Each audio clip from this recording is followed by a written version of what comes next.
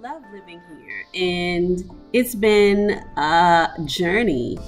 I have learned so many things living here, things that might surprise you. What's up, beautiful people? Welcome back to another video. Today's video is about 7 things I've learned living here in the United Arab Emirates, specifically living in Abu Dhabi. If that sounds interesting to you, stay tuned.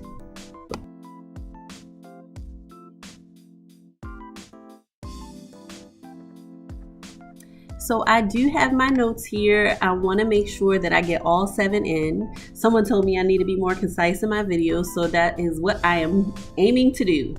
So the first one is how accepting Emiratis are to other cultures and religions. You know, it really surprised me because this is a Muslim country, and this country is really comprised of mainly expats. 85% studies show, all my research shows that there are about 85% expats living here in the United Arab Emirates. However, the Emiratis are very open to other cultures and religions. It surprised me to see Christmas trees and Christmas decorations in the mall during the month of December, at the end of November, early December. Even my school put up a Christmas tree. You might see Santa Claus displayed. You might even see decorations while you're driving down the street. They are very open to other cultures and religions, which is very interesting because in the classroom there are certain things that we as educators we cannot talk about. We can't teach certain things because it is a Muslim country. However, during Easter, we saw Easter bunnies and we saw, Happy Easter and all these things. So it's just really, really interesting. The irony of it all. However, I do like that they are very open to other cultures. There are churches here, and they're currently building, I don't know the official name of it, but in Abu Dhabi, they are building a huge, religious complex, for lack of a better term. It's going to have a synagogue, it's going to have a church, and it's going to have a mosque right there in the same area. I think they're building it near the Louvre. So if you're familiar with Abu Dhabi, there is a Louvre here, and it is associated with the same Louvre that you find in Paris. And they're building it right over in that area. So very interesting. Number one is that Emiratis are very accepting of other cultures and other religions. The other thing that I thought was interesting is that they celebrate Halloween. Halloween is a huge deal here in the United Arab Emirates. So they dress up, they celebrate, they have parties. So it's just really interesting. Number 2 is the Emiratis are serious about celebrating their National Day. And National Day tends to be during that first week of December. It occurs during that first week of December. And what I learned, I'm so glad that someone prepped me for it, is that the people celebrate all over the city. And I live in Abu Dhabi, which is the capital of the United Arab Emirates. And we happen to be coming home from this pool resort place that we like to go to called West Bay. And there was so much traffic, so many people on the streets. But what surprised me was that part of the celebration includes silly string and foam. They will spray in your car, at you, the silly string and the foam. So it's a big, festival, so to speak, and it's just a lot of fun. And I thought that was really cool. What I really liked about it is that everybody's celebrating together, right? We have Independence Day, Juneteenth, and all these things. However, we celebrate in silos, whereas here everybody's out together. They decorate their cars, they get their cars wrapped, and they may have the United Arab Emirates flag on them, or they may have the sheikhs faces on them, and it's just really, you gotta experience it. I did a short of us in the midst of the celebration and all the hoopla. However, it's like you really kind of have to be here to get the real gist of it, the spirit of it, so to speak. Number 3, sometimes I know in France there's this whole big thing about banning the scarf, and I did my Fulbright field experience in France, and there is something called laïcité, which means that there's no religious expression in school, right?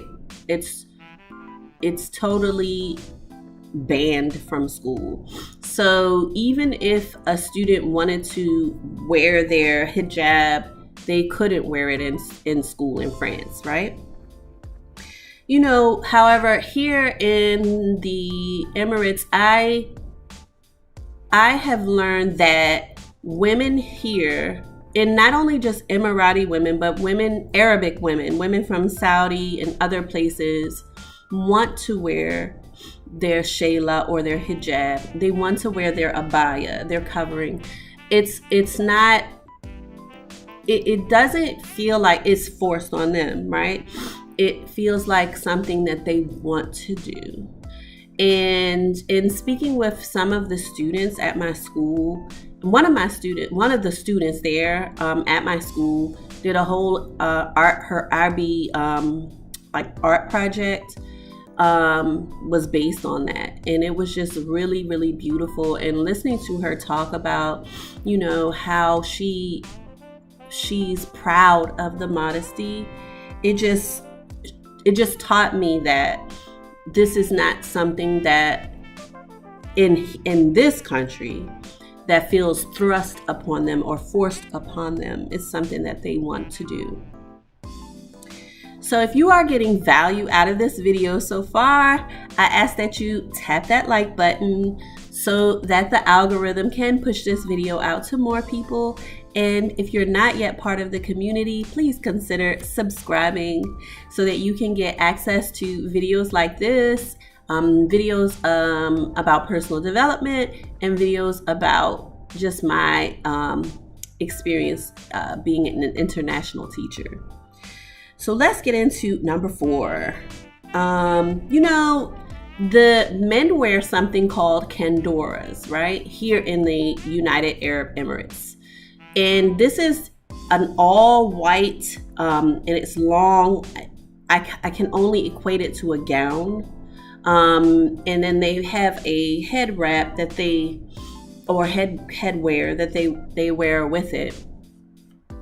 What I learned is that not all kandoras are alike. Even though they are generally white, they are slightly styled differently, especially in this area here.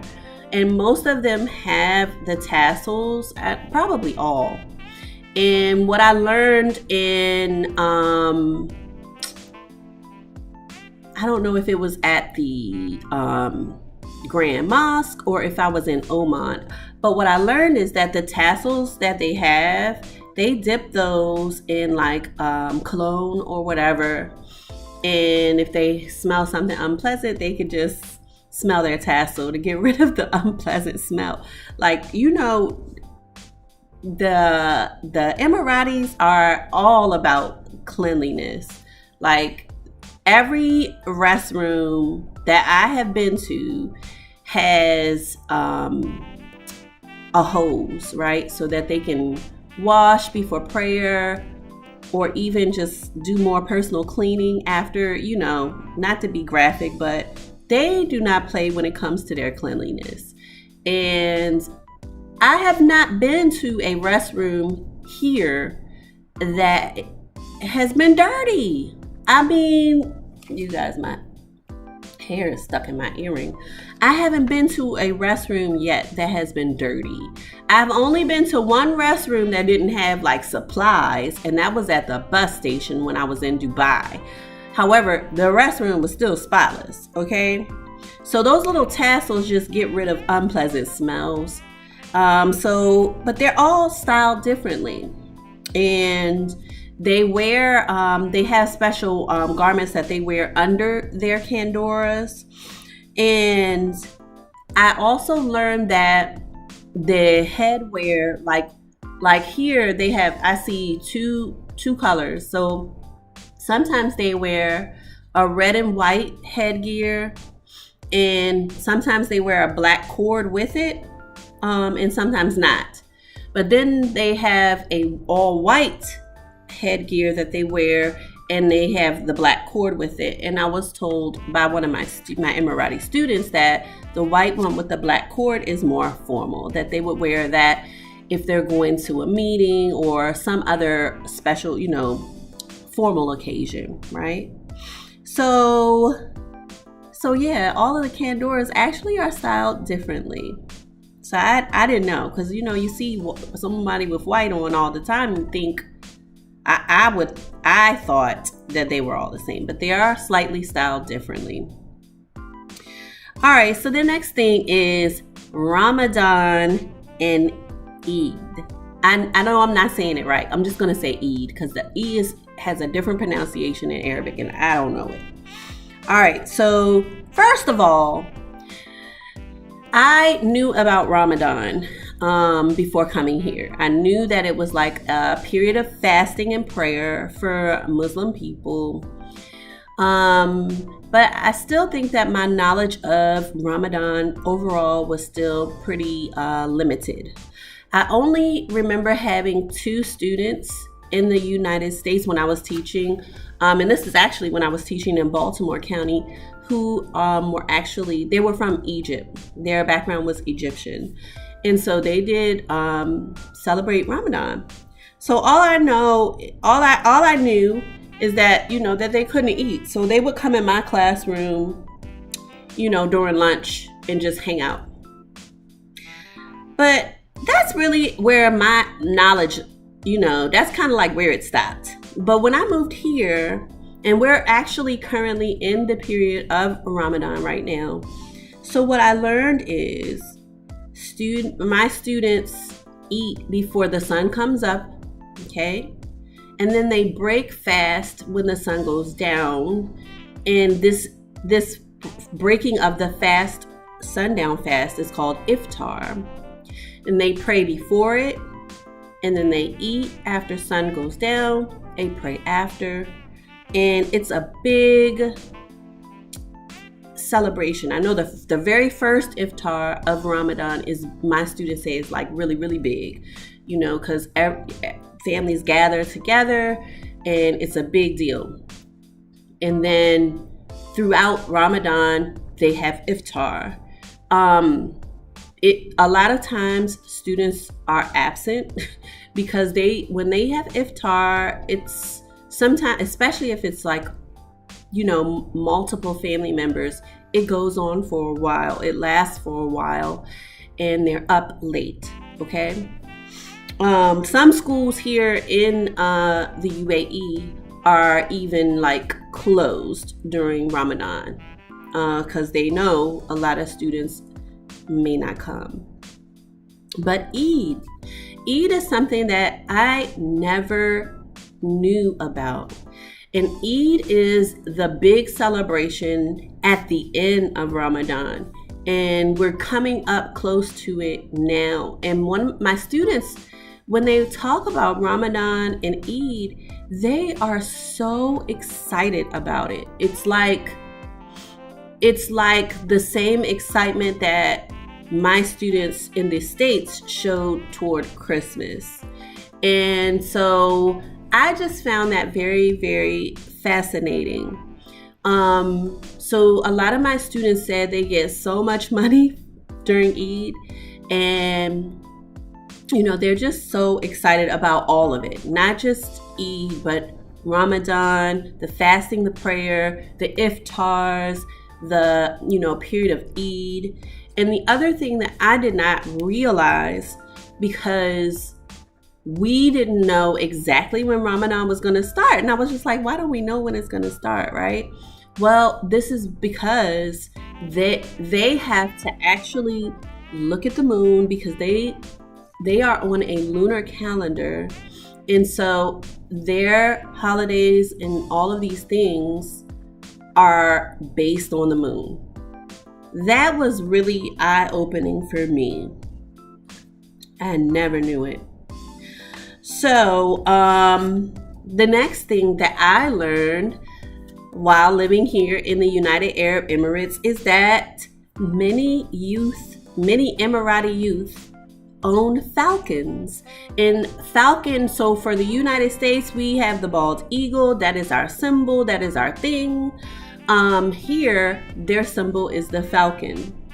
And a lot of the students own a falcon. They train them and care for them. And there are even competitions. We were in, Texas Roadhouse, Friday.